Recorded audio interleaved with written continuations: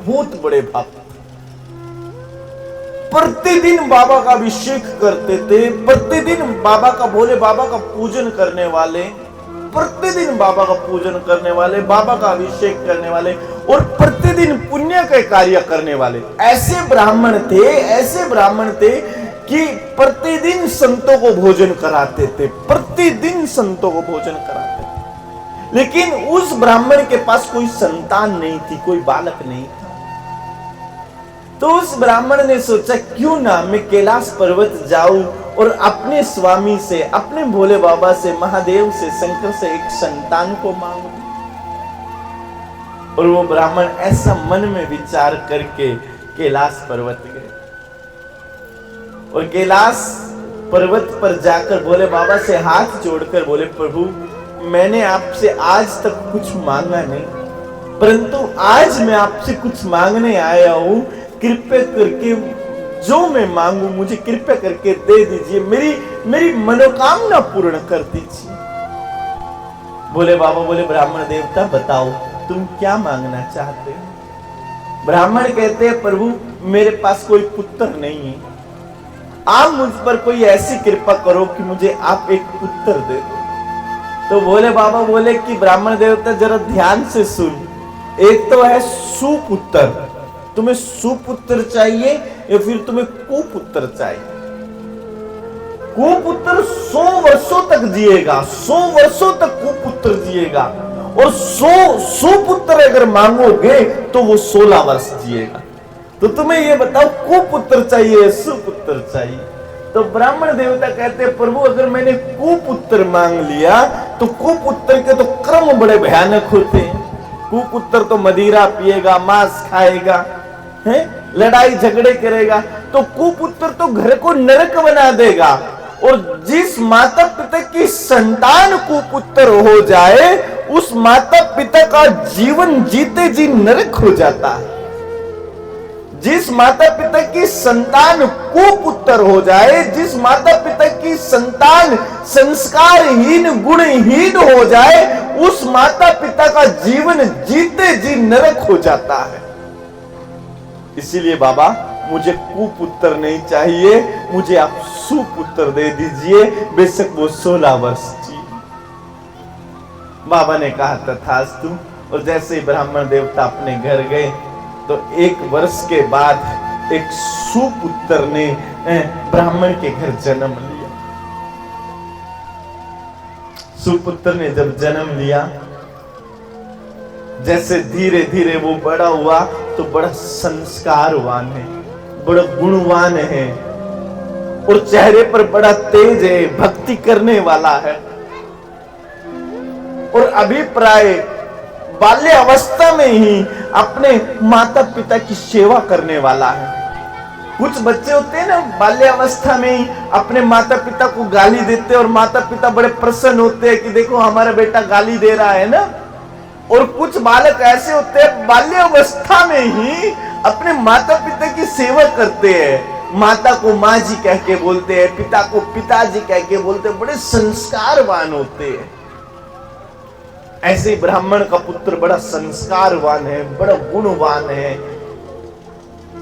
और जब समय बीता और जब वो बालक 15 वर्ष का हो गया तो ब्राह्मण देवता भयभीत हो गए और मन ही मन सोचने लगे कि मेरा बेटा तो इतना सुंदर है, इतना संस्कारवान है, इतना गुणवान है, अत्यंत बिल्कुल देवता का रूप है। और बाबा ने कहा था कि जब 16 वर्ष का ये सुपुत्र हो जाएगा तो तुम्हारा सुपुत्र मर जाएगा। और मैं नहीं चाहता कि मेरा पुत्र मरे, मेरा बेटा मरे, मैं क्या करूं इसको बचाने के लिए। तो ब्राह्मण देवता बहुत बड़े ज्योतिष के पास गए और ज्योतिष से जाकर प्रार्थना की कि महाराज कोई कुंडली देखो, कोई पत्रिका देखो और कुछ भी करके आप मेरे पुत्र को बचा लो। तब जाकर ज्योतिष आचार्य ने कुंडली देखी तो कहा इसको बचाने का कोई भी मार्ग नहीं है। अगर इस बालक को कोई बचा सकता है तो वो मात्र और मात्र संतों का आशीर्वाद।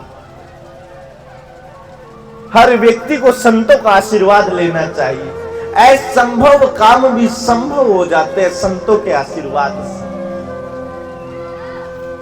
तो ज्योतिष आचार्य ने कहा कि हे ब्राह्मण देवता, आप अपने पुत्र को संतों का आशीर्वाद दिलवाओ। सिर्फ संतों का आशीर्वाद ही, साधुओं का आशीर्वाद ही तुम्हारे पुत्र को बचा सकता। ज्योतिष आचार्य की बात मानकर ब्राह्मण देवता महाकुंभ में गए। महाकुंभ में 1 माह का कल्पवास किया। एक तंबू गाड़कर वहां पर रहने लगे और जितने भी साधु तंबू के पास से निकलते, ब्राह्मण देवता अपने पुत्रों को उनसे आशीर्वाद दिलवाते। सभी से आशीर्वाद दिलाते, किसी भी साधु को ऐसे ना जाने देवे। उन साधुओं की सेवा करे और पुत्र से आशीर्वाद दिलवा। तभी उसी मार्ग से सप्तऋषि चले जा रहे थे। देखिए, महाकुंभ में समस्त देवता, ऋषि, महर्षि सब पधारते हैं। तो तभी उसी मार्ग से सप्तऋषि चले जा रहे थे।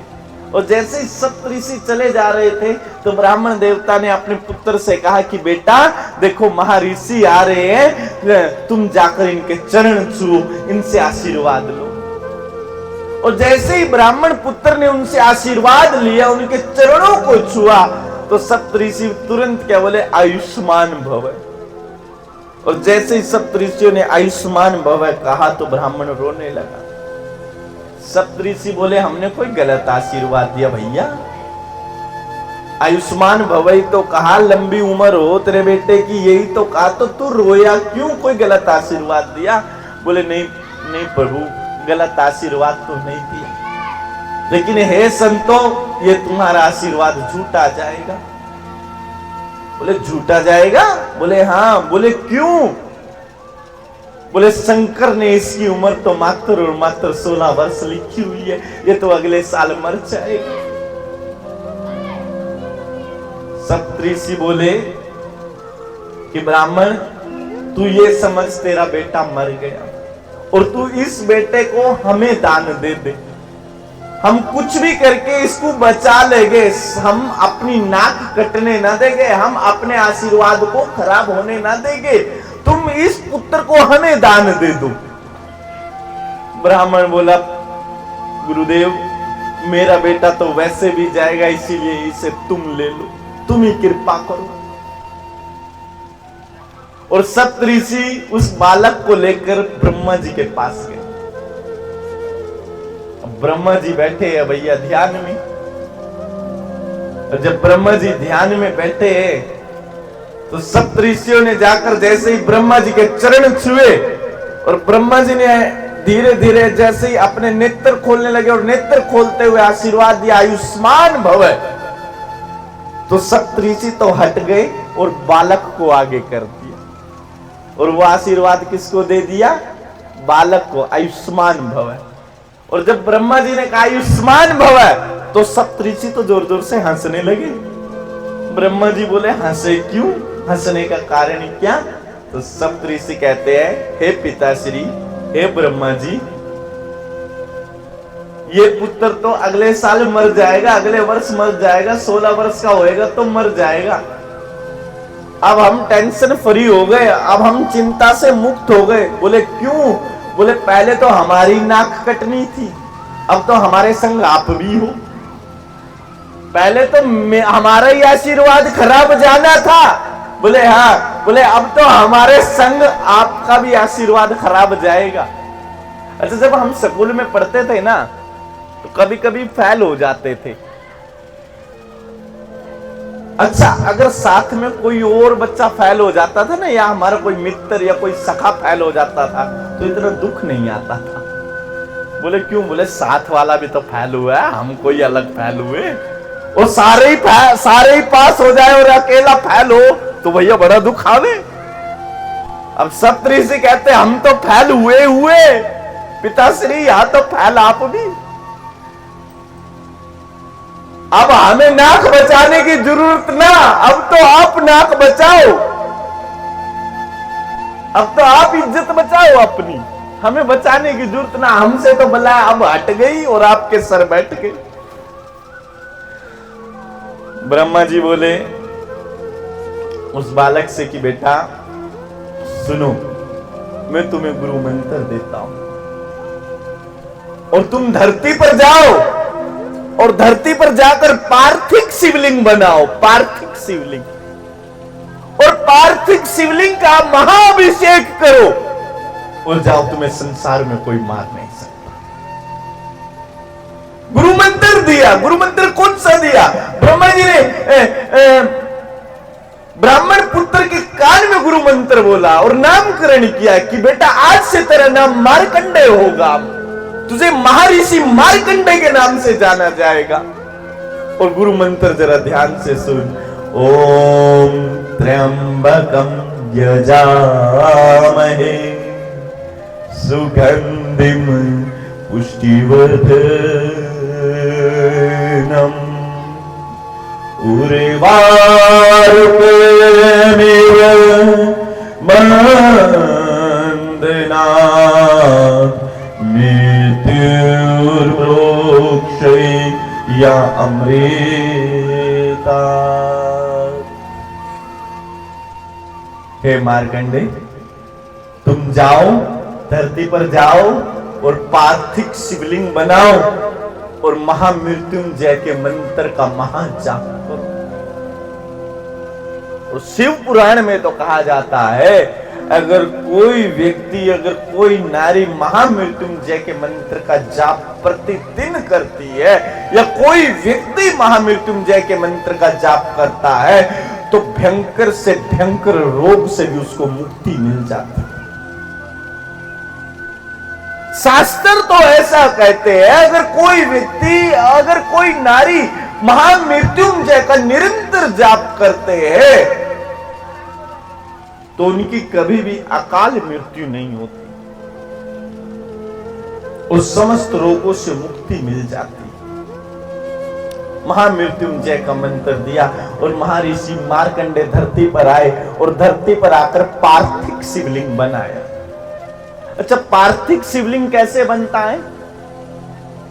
बोले अपने हाथ से मिट्टी से बनाया जाए, अपने हाथ से मिट्टी से पार्थिव शिवलिंग बनाया जाए, उसको कहते हैं पार्थिव शिवलिंग, जो अपने हाथ से बनाया जाए। सबसे बड़ी पूजा अगर किसी शिवलिंग की लगती है तो वो पार्थिव शिवलिंग की लगती है। भगवान शंकर को सबसे प्रिय अगर कोई शिवलिंग है तो वो पार्थिव शिवलिंग है, जो अपने हाथ से बनाया जाए और उसका फिर अभिषेक किया जाए। तो महर्षि मार्कंडेय धरती पर आए और उन्होंने पार्थिव शिवलिंग बनाया अपने हाथ से और पार्थिव शिवलिंग बनाकर उसका महाअभिषेक किया, निरंतर महाअभिषेक किया, निरंतर महाअभिषेक किया, निरंतर महाअभिषेक किया और महामृत्युंजय के मंत्र का जाप किया। महामृत्युंजय के मंत्र के साथ साथ पंच अक्षर मंत्र का जाप किया, ओम नमः शिवाय, ओम नमः शिवाय, ओम नमः शिवाय। और जैसे ही महर्षि मार्कंडेय 16 वर्ष के हुए और यमराज उसको लेने के लिए आए तो महर्षि मार्कंडेय ने शिवलिंग को अपनी बाहों में भर लिया, लिपट गए शिवलिंग से, अनंत लिपट गए और जोर जोर से पंचाक्षर मंत्र का जाप करने लगे, ओम नमः शिवाय, ओम नमः शिवाय, ओम नमः शिवाय, ओम नमः शिवाय। और जैसे ही यमराज महर्षि मार्कंडेय से प्राणों को निकालने लगा तो शिवलिंग से तुरंत ही देवादिदेव महादेव प्रकट हो गए और यमराज के सामने त्रिशूल लेकर खड़े। यमराज को अपने प्राण बचाने भारी हो गए। हाथ जोड़कर यमराज बाबा के चरणों में बैठ गए। हाथ जोड़कर यमराज कहते हैं, प्रभु समय के अनुसार इस बालक का समय हो गया, मैं तो इसको यमलोक ले जाने के लिए आया हूं। मेरा काम है नाथ कि मैं सबको यमलोक लेकर जाऊं, ये मेरा काम है। और ये काम देने वाले प्रभु आप हो। हम सब आपके दास हैं, समस्त देवता आपके दास है। शंकर से कहते हैं यमराज, समस्त देवता आपके दास है, हम सब आपका कार्य करते हैं, हम सब आपका दिया हुआ कार्य करते हैं प्रभु। तो इसीलिए है प्रभु, कृपया करके आप अपना क्रोध शांत करो, आप अपना क्रोध शांत करो और मुझे जीवन दान दो। अगर मुझसे कोई गलती हुई है, मुझसे कोई भूल हुई है, तो मुझे क्षमा करो प्रभु। हे दीनानाथ मुझे क्षमा करो, हे महादेव मुझे क्षमा करो, हे कैलाशपति मुझे क्षमा करो, हे जगदम्बापति मुझे क्षमा करो, हे उमा के पति मुझे क्षमा करो, हे भस्माधारी मुझे क्षमा करो, हे देवादिदेव महादेव मुझे क्षमा। तो भोले बाबा यमराज को क्षमा करते और यमराज को क्षमा करके भोले बाबा मार्कंडे को वरदान देते हैं कि हे महर्षि मार्कंडे, तू आज से अभी से हमेशा अमर रहेगा, तू कभी मरेगा नहीं और ना ही तुझे कोई रोग लगेगा, तू हर रोग से मुक्त रहेगा और तू हमेशा मेरा परम भक्त रहेगा। मैं तुम्हें वरदान देता हूं, मैं तुम्हें वरदान देता हूं। इसीलिए शास्त्र कहते हैं, अगर किसी के भाग्य में ब्रह्मा जी ने